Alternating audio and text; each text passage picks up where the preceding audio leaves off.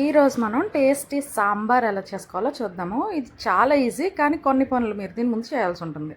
దానికి మన దగ్గర ఉన్న కూరగాయలన్నీ, అంటే బెండకాయ, టమోటో, అలాగే నేను ఆనపకాయ, ఒక్క ఉల్లిపాయ, 4 పచ్చిమిర్చి, కొంచెం కరివేపాకు, అలాగే ఒక వంకాయ కూడా కట్ చేసుకొని పక్కన పెట్టుకున్నాను. చిన్న వంకాయలు ఉన్నా కూడా ఒక్కొక్క వంకాయని 4 ముక్కలుగా కట్ చేసుకొని వాటర్లో వేసుకొని పెట్టుకోండి. అది సాల్ట్ వేసిన వాటర్ అనమాట. అలాగే నేను ఒక చిన్న గ్లాస్ తీసుకున్నాను. అందులో చూడండి, కందిపప్పు వేసుకున్నాను. ఒక పావు వంతు వదిలేసి ఆ గ్లాస్లో ఆ మిగిలిన పావు వంతు కూడా నేను పెసరపప్పు వేసుకొని ఈ గ్లాసులో మాత్రమే పప్పు వేసుకున్నాను. ఈ పప్పుని ఒక హాఫ్ అన్ అవర్ ముందు నానబెట్టుకోండి. చూడండి, నేను వాటర్ వేసి నానబెడుతున్నాను. ముందే మీరు శుభ్రంగా కడుక్కొని నానబెట్టుకోవచ్చు, లేదా నానిపోయిన తర్వాత కూడా 2 టైమ్స్ కడుక్కోవచ్చు. అలాగే ఒక పెద్ద నిమ్మకాయ సైజ్ అంతా చింతపండుని తీసుకొని అదొక గిన్నెలో వాటర్లో వేసుకొని నానబెట్టుకుంటున్నాను. ఈలోపు ఇది కూడా నానుతూ ఉంటుందన్నమాట. అయితే హాఫ్ అన్ అవర్ తర్వాత మనం నానబెట్టుకున్న పప్పుని శుభ్రంగా కడుక్కొని అది నేను కుక్కర్లో ఉడకబెట్టుకోవడానికి వేసుకుంటున్నాను. మనం ఏ గ్లాస్తో అయితే తీసుకున్నామో అదే గ్లాస్తో 2 గ్లాస్ వాటర్ వేస్తే సరిపోతుందన్నమాట. గ్లాస్ పప్పుకి నేను 2.5 గ్లాస్ వేస్తున్నాను, ఎందుకంటే మనకు పప్పు బాగా మెత్తగా అయిపోవాలన్నమాట, పేస్ట్ లాగా. మీకు ఒకవేళ అలా పేస్ట్ కావడానికి 3 గ్లాస్ వేసుకుందాం అని అనిపిస్తే వేసుకోండి. కుక్కర్లోంచి వాటర్ బయటకు రాకుండా చూసుకొని వేసుకుంటే సరిపోతుంది. ఇందులో పావు టీ స్పూను పసుపు వేస్తున్నాను అనమాట. చూడండి, ఈ పప్పుని నేను 3 విజిల్స్ రానిచ్చాను. 3 విజిల్స్ వచ్చాక పప్పు ఇలా ఉందన్నమాట. దీన్ని పప్పు గుత్తుతో బాగా మెత్తగా పేస్ట్లా చేసుకోండి. గ్రైండ్ చేయాల్సిన అవసరం లేదు. చింతపండు మనం పక్కన పెట్టుకున్నాం కదా, పెద్ద నిమ్మకాయ సైజ్ అంతా, దాన్ని నేను తీసుకుని పక్కన పెట్టుకున్నాను. రసం, అందులో 2 టేబుల్ స్పూను కారం వేసుకున్నాను. అలాగే సాంబార్ పౌడర్ అనమాట. నేను ఆచి సాంబార్ పౌడర్ వాడుతున్నాను. మీరు ఏ సాంబార్ పౌడర్ వాడినా okay. 2 table spoon sambar powder అనమాట. ఇందులోనే ముందుగా ఎందుకు వాటర్లో కలిపేసుకుంటున్నామంటే అదేమి ఉండలుగా లేకుండా ఈజీగా ముందే కలుపుకొని పక్కన పెట్టుకుంటే మనం సాంబార్లో వేసినప్పుడు ఈజీగా ఉంటుందన్నమాట మనకి. చూడండి, కలుపుకున్నాక ఇలా అయిందనమాట.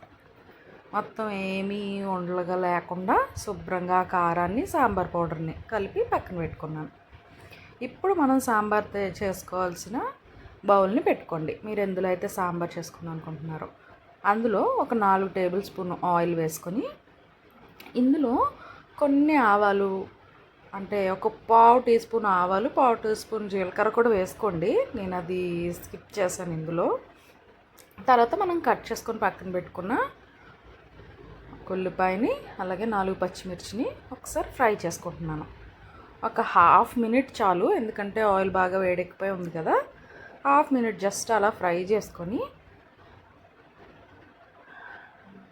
అందులో మనం ఇప్పుడు కట్ చేసుకొని పక్కన పెట్టుకుని మిగిలిన కూరగాయలను కూడా ఒక్కొక్కటిగా వేసేసుకోవడమే. చూడండి, బెండకాయలు, ఆనపకాయ, నేను ఆనపకాయ కొంచెం ఎక్కువ వేసుకున్నాను, లేదంటే మీరు 6-7 ముక్కలు కూడా వేసుకోవచ్చు. టమాటో కొంచెం పెద్ద ముక్కలే కట్ చేసుకుని వేసుకోండి, ఏం పర్లేదు. అంటే ఒక టమాటాని ఒక 6-8 ముక్కలు పొడవుగా చీరుకొని వేసేసుకోవడమే.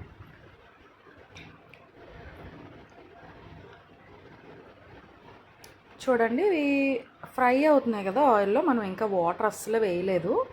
ఇందులోనే నేను వంకాయలు కూడా వేసేస్తున్నాను. వంకాయలు సాల్ట్ వేసిన వాటర్లో వేసుకొని పెట్టుకుంటే నల్లగా అవ్వకుండా ఇలా వైట్గానే ఉంటాయి. చూడండి, ఇదొక టిప్ అనమాట.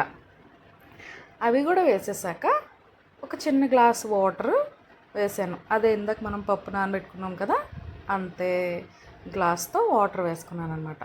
ఈ వాటర్తో ఈ కూరగాయలు ఉడుకుతూ ఉంటాయి. చూడండి, నేను ఒక 2 మినిట్స్ తర్వాత చూస్తున్నాను. ఇలా ఫోర్క్తో ఆనపకాయని ముక్కని గుచ్చి చూడండి. నాకు చాలా టైట్గా గుచ్చుకుంటుంది అని అనిపిస్తుంది, అంటే ఇంకా ఉడకలేదనమాట సరిగా ముక్క. ఇంకో 1 మినిట్ ఉడికిద్దాం అనుకుంటున్నాను.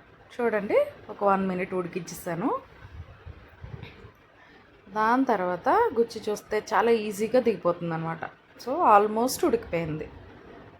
మొత్తం ఉడికిపో అవసరం లేదు, ఫోర్క్ అలా ఈజీగా దిగి సింపుల్గా వచ్చేస్తుంది అంటే చాలు, మనకి ఇంకా కూరగాయలు రెడీగా ఉన్నాయన్నమాట.